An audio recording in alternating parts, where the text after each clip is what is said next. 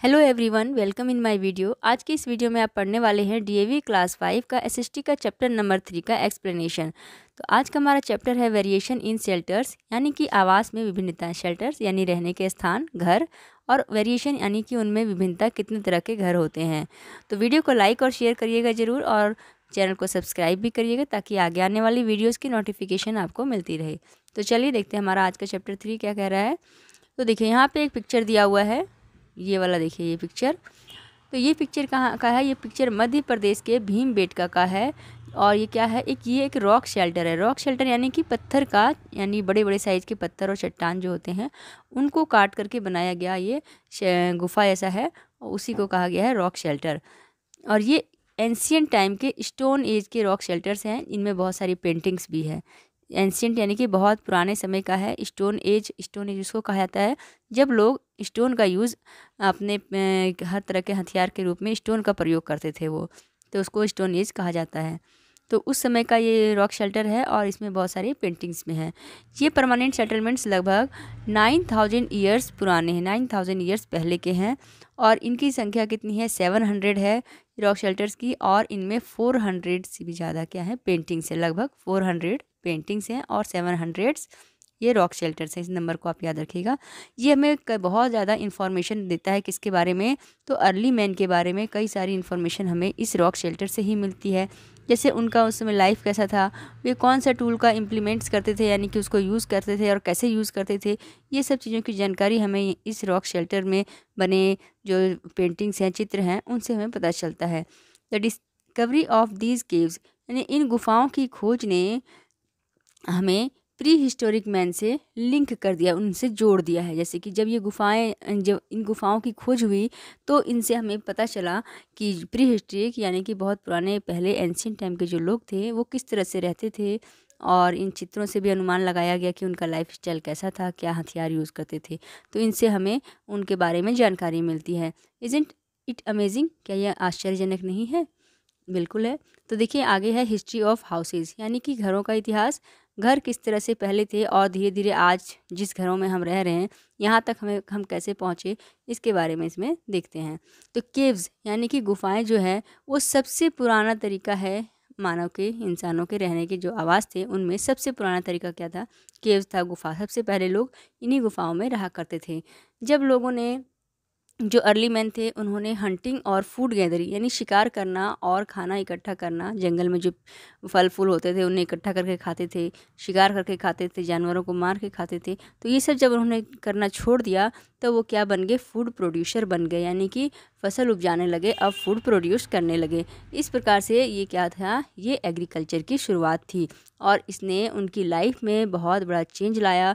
और types of dwellings यानी उनके आवासों में भी, ड्वेलिंग्स यानी कि आवास, घर, उसमें भी बहुत चेंज आया। अब उन्होंने शेल्टर्ड लाइफ जीना शुरू कर दिया था। अब वो एक जगह सेटल होकर के रहने लगे थे, क्योंकि अब वो शिकार के लिए इधर उधर घूमते नहीं थे, क्योंकि अब वो फूड प्रोड्यूसर बन गए थे। तो अब एक जगह ही वो रहा करते थे, और वे ऐसी जगह सेटल होते थे जहाँ पर वाटर बॉडीज़ होती थी, यानी close to the water bodies. Water bodies यानी कि नदी तालाब जहाँ जो होते थे उनके ही आसपास वो सेटल होते थे। क्यों? क्योंकि उन्हें पानी की ज़रूरत होती थी अपने फसलों में डालने के लिए, और जो अन्य घरेलू एक्टिविटीज़ उनके घर में जो भी काम होते थे, पानी का जो भी ज़रूरत होती थी, तो उसके लिए उन्हें पानी की ज़रूरत होती थी। तो इसलिए वे वाटर बॉडीज़ के नज़दीक ही सेटल हुआ करते थे। उन्होंने हट्स बनाना शुरू किया पेड़ के टहनियों से और पत्तों से। बाद में अर्ली मैन ने डिस्कवर किया कि जो ये हट्स हैं इनकी दीवारों को मड से यानी कि मिट्टी से भी बनाया जा सकता है। इस टाइप के जो हट्स हैं ये आज भी देखे जाते हैं, आज भी हैं इस तरह के गाँव में।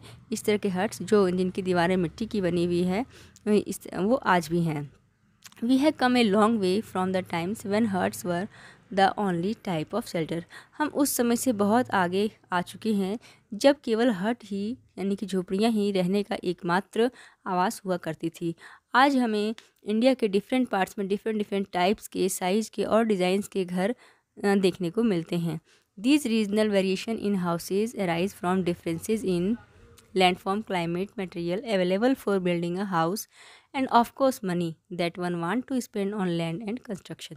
तो ये जो रीजनल वेरिएशन है, यानी अलग अलग क्षेत्र में जो हमें विभिन्नता देखने को मिलती है घरों में, इसके कई कारण हैं। जैसे कि वहाँ का लैंडफॉर्म कैसा है। अगर आप हिली एरियाज़ में हैं कोई, तो वहाँ पे कैसे घर बनेंगे। अगर कोई प्लेन्स में है तो वहाँ पे कैसा घर बनता है। तो ये लैंडफॉर्म पे भी डिपेंड करता है। दूसरा क्लाइमेट पे डिपेंड करता है कि कहीं हॉट क्लाइमेट है, कहीं कोल्ड क्लाइमेट है, तो वहाँ पे उसके अनुसार से घर बनाए जाते हैं। और फिर है मटेरियल्स, जो मटेरियल्स वहाँ जितने ज़्यादा मिलती हैं, जैसे कहीं पे बम्बू ज़्यादा मात्रा में पाई जाती है तो वहाँ पे लोग घर बनाने में बम्बू का यूज़ करते हैं, तो कहीं सीमेंट और ब्रिक्स का यूज़ किया जाता है।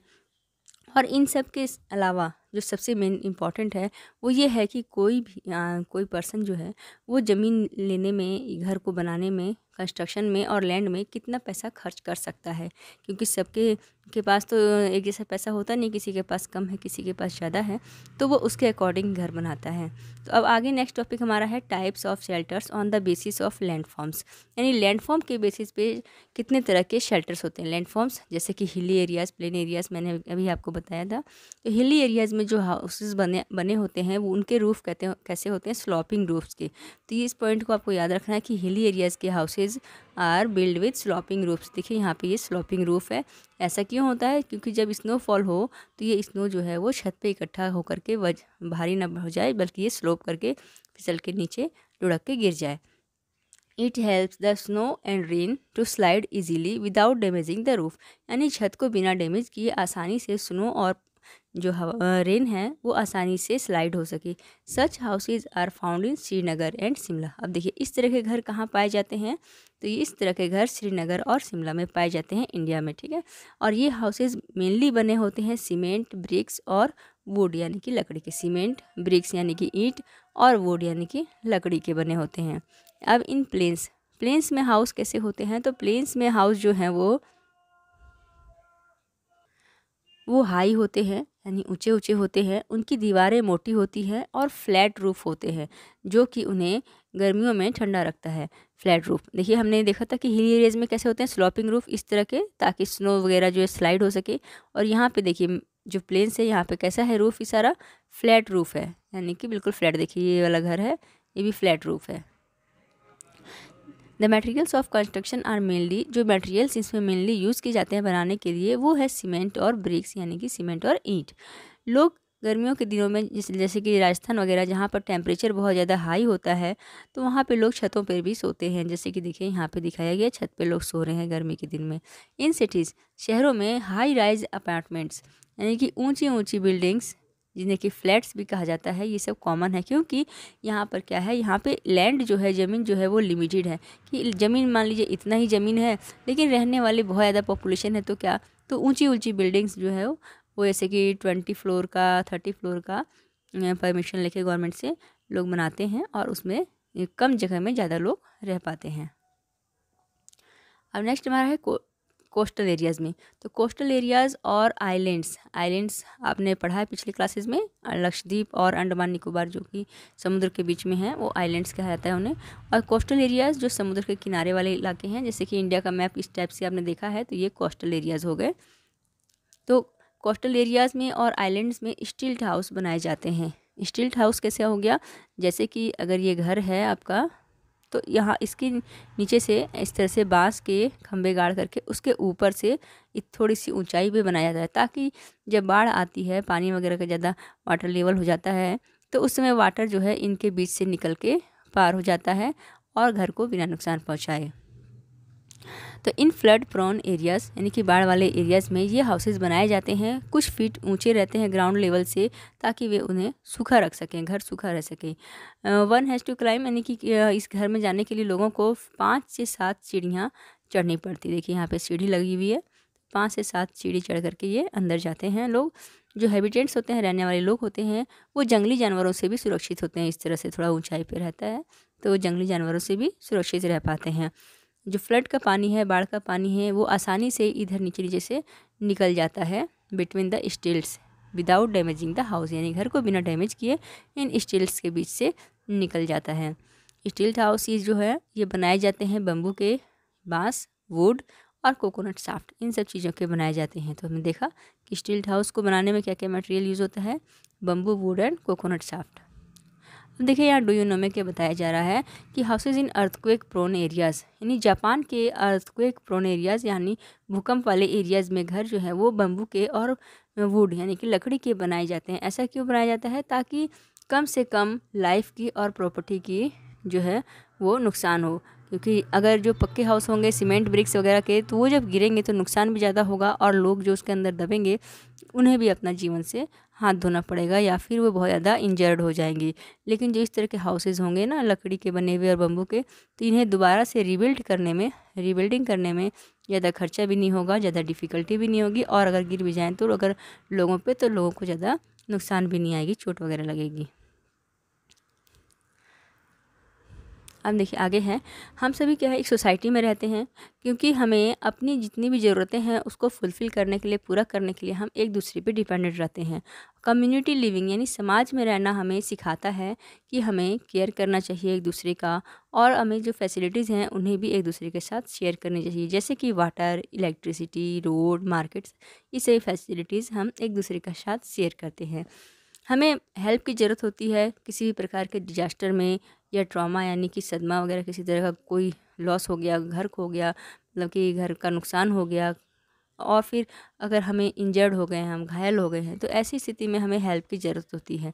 तो ऐसे में जो पड़ोस का, हमारे आसपास का जो पुलिस स्टेशन है वो हमें हेल्प प्रोवाइड कराता है और सिक्योरिटी भी प्रोवाइड कराता है।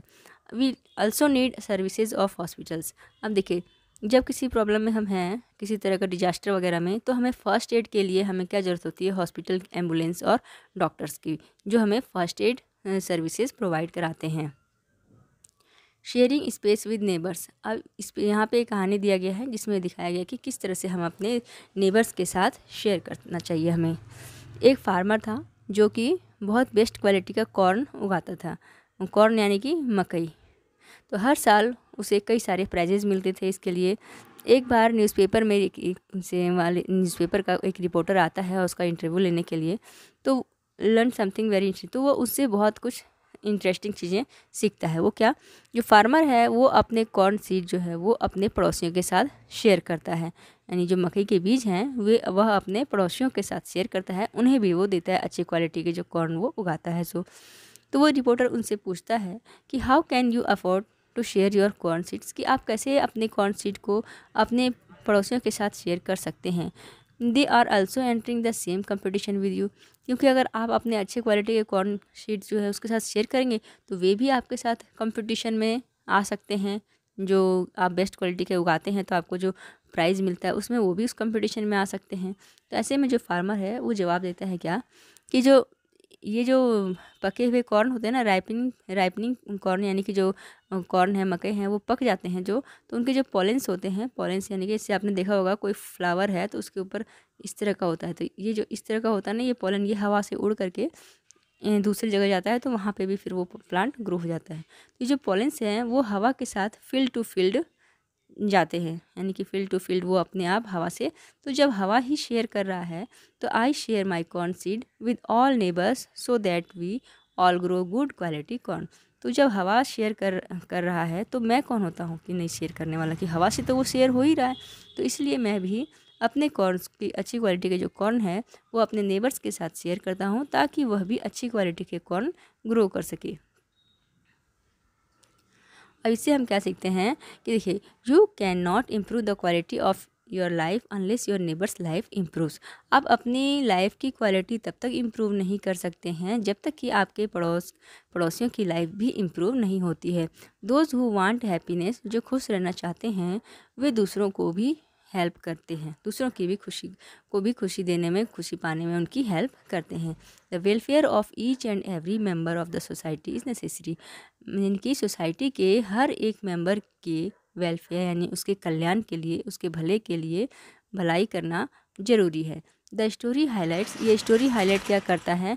इम्पोर्टेंस ऑफ आवर रिस्पॉन्सिबिलिटी, यानी हमारी जो रिस्पॉन्सिबिलिटी है, हमारी जिम्मेदारी है, उसका क्या महत्व है ये स्टोरी से हमें सीखने को मिलता है। टीचेज अस कम्युनिटी लिविंग, और हमें सिखाता है कि हमें किस तरह से कम्युनिटी में यानी कि समाज में मिलजुल करके रहना चाहिए। Create a happy safe comfortable neighbourhood, एक हैप्पी यानी कि खुशहाल, सुरक्षित और आरामदायक पड़ोस जो है वो क्रिएट करना चाहिए। अब देखिए यहाँ डू यू नो में दिया गया है, a police encourages people to follow the neighbourhood watch plan.